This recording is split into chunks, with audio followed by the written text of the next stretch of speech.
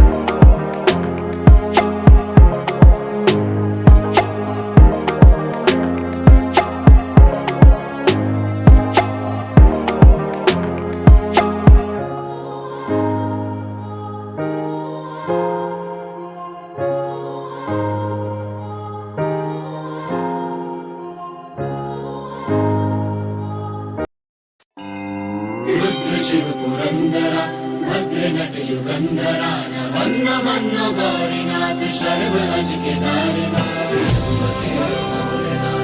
तुझे केदारनाथ शून्य से भी सूक्ष्म है आकाश से अनंत है तू धर्म पूरी सृष्टि का तू आदि है तू अंत है भोलेनाथ नमन तुझे केदारनाथ सौ जगत में है विकट तू एक अखंड तथ्य है।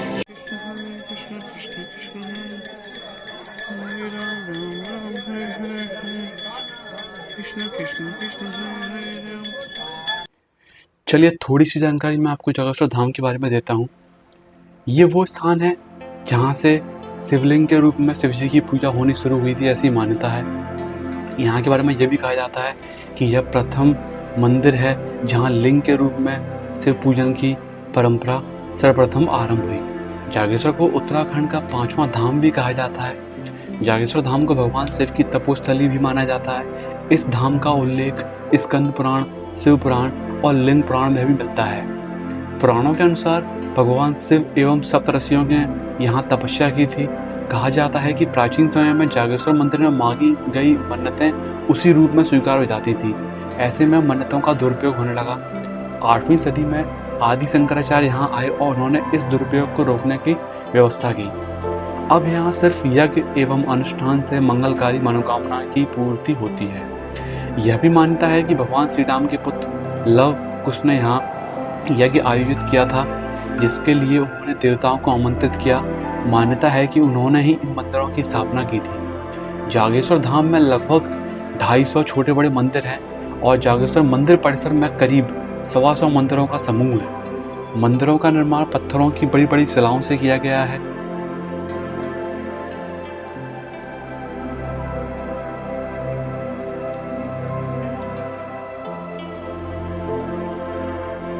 जागेश्वर धाम में सारे मंदिर केदारनाथ शैली से बने हुए हैं। पुरातन विभाग के अधीन आने वाले इन मंदिरों के किनारे जटागंगा नदी की धारा बहती है। खास बात यह है कि यहाँ भगवान शिव की पूजा बाल रूप या तरुण रूप में भी की जाती है। कैलाश मानसरोवर के प्राचीन मार्ग पर स्थित इस मंदिर के बारे में मान्यता यह है कि गुरु आदि शंकराचार्य ने केदारनाथ के लिए प्रस्थान करने से पहले जागेश्वर के दर्शन किए और यहाँ कई मंदिरों का जीर्णोद्धार और पुनः स्थापना भी की थी।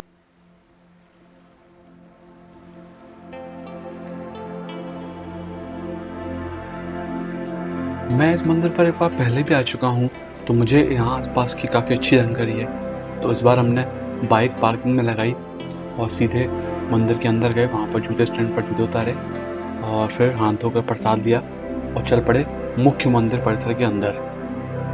मंदिर परिसर के अंदर पहुंचकर सबसे पहले हमने मुख्य मंदिर में पूजा अर्चना की। पूजा अर्चना करने के बाद हम मंदिर से बाहर निकले और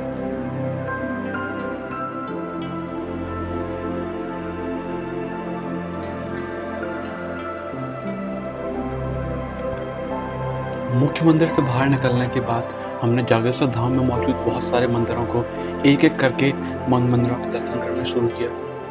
और ये सारे मंदिर, कुछ छोटे कुछ बड़े, बहुत ही दिव्य और भव्य हैं। मंदिर परिसर में काफ़ी बड़ा हवन कुंड है, जहाँ पर सुबह की जब हवन होता है उसके बाद लगभग पूरे ही दिन हवन कुंड से थोड़ा थोड़ा धुआं उठता रहता है।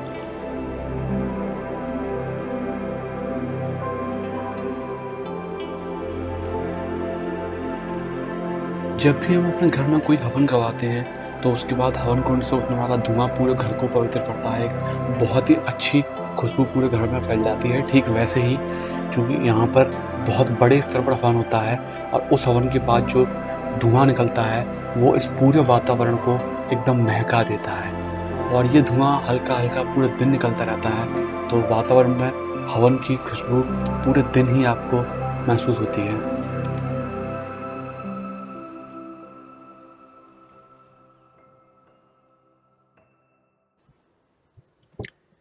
इस मंदिर कॉम्प्लेक्स में एक और ख़ास चीज़ आपको देखने को मिलेगी।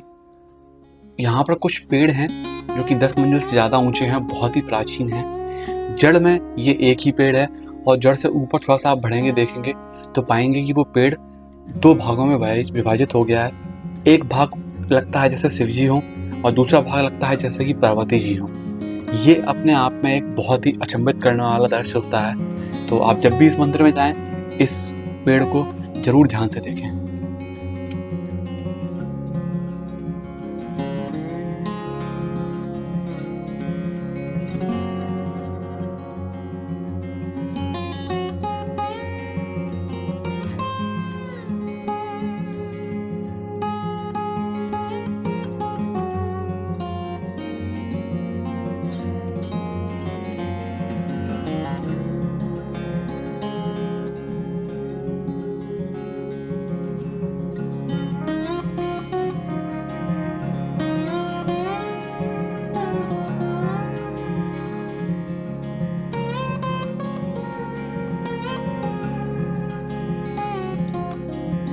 यूं तो ये स्थान वैसे ही बहुत खूबसूरत है, मगर इस स्थान पर 4 चांद लगाने का काम करती है मंदिर कॉम्प्लेक्स के जस्ट पीछे से बहने वाली एक छोटी सी नदी, जिसको जटागंगा के नाम से भी जाना जाता है। ये वही नदी है जो दंडेश्वर महादेव मंदिर के कॉम्प्लेक्स के होकर गुजरती है। और जब आप दंडेश्वर से जागेश्वर बढ़ते हैं तो आपके सीधे हाथ पर ये लगातार बहती हुई आती है।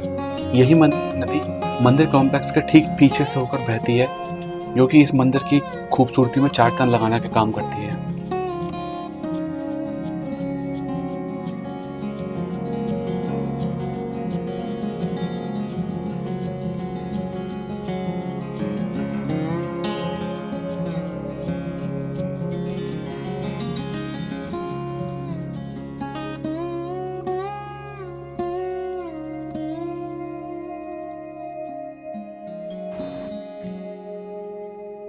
मेरे लिए जागेश्वर धाम वो जगह है जहाँ पर मेरा साल में बार बार आने का मन करता है। इसके पहले जब मैं आया था तब मैं यहाँ पर एक रात रुक कर भी गया था। तब मैंने मंदिर के ठीक बगल से ही एक होम स्टे लिया था, जिसकी खिड़की से मंदिर दिखाई देता है। और तब मैंने कुल 3 या 4 बार मंदिर के दर्शन किए थे। इस बार समय की कमी के चलते मैं रात में यहाँ रुक तो नहीं पाऊँगा, पर जब भी मौका लगेगा तब मैं यहाँ दोबारा ज़रूर आऊँगा।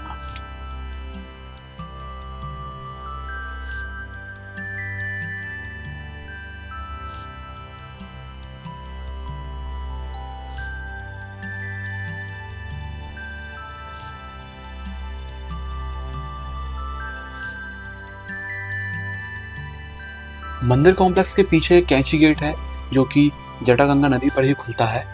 मंदिर को पूरा घूमने के बाद आप कुछ देर आराम से इस नदी पर विश्राम कर सकते हैं, मगर एक बात का विशेष ध्यान दें कि आप किसी भी तरीके के कोई भी कचरे को इस नदी में ना फेंकें। मंदिर में कई जगह डस्टबिन लगे हुए हैं, वहाँ पर डालें और इस नदी की खूबसूरती को बरकरार रहने दें।